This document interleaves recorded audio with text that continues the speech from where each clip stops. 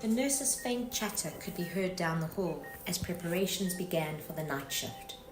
I looked over at my 8-year-old son lying on the bed and was overwhelmed with sadness, knowing the battle going on inside of him. "Evening, Luke," said the night nurse as she came in with his tray of medications. "What are you watching tonight?"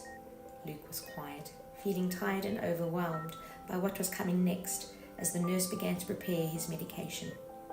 "Star Wars again tonight it is. The battle is never ending," I jested, something which we as a family could relate to.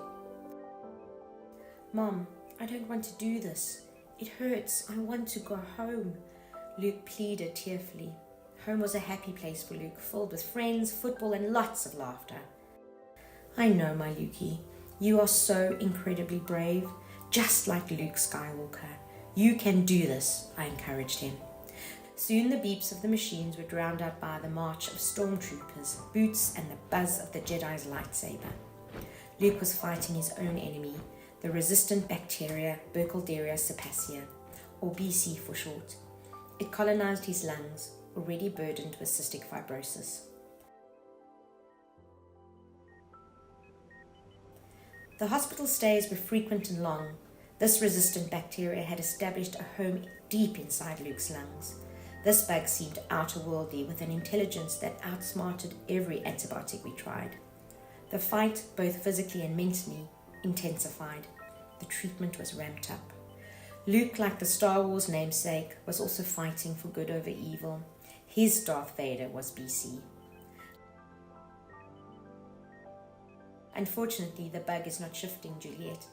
It's been a year and it's still there," the doctor shared. I was openly emotional.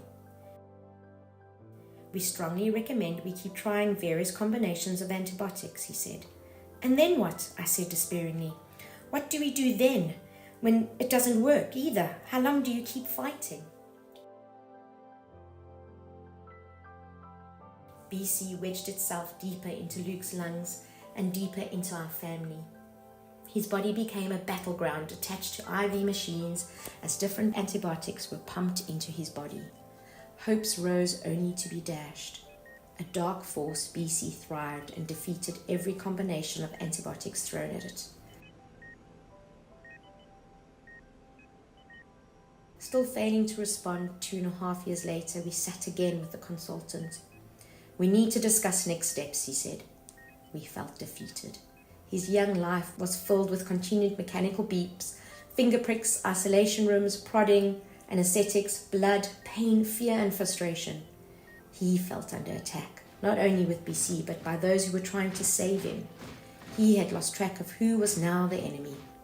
"We need to stop," I said, "as I'm losing my son.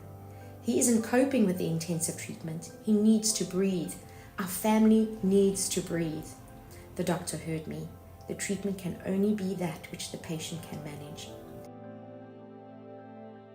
The intensive antibiotics had made little difference. Together we decided to de-intensify the treatment. "I'm prepared to take that risk," I stressed. "We need to be home more, to have some normality." Luke needed to enjoy his now 10-year-old life again, if only for a time. Whilst the enemy hadn't been beaten just yet, we felt as if we had won. Burkholderia cepacia, like all resistant bacteria, is a fearful and devious opponent. 3.5 years later, my CF warrior now has the all clear and no longer colonizes Burkholderia cepacia. Now we spend fewer weeks in hospital and many more snuggled up on the sofa at home watching Star Wars, of course. Though we know BC can strike again at any time, we live for now, understanding resistant bugs are all around us, and we remain ever waiting.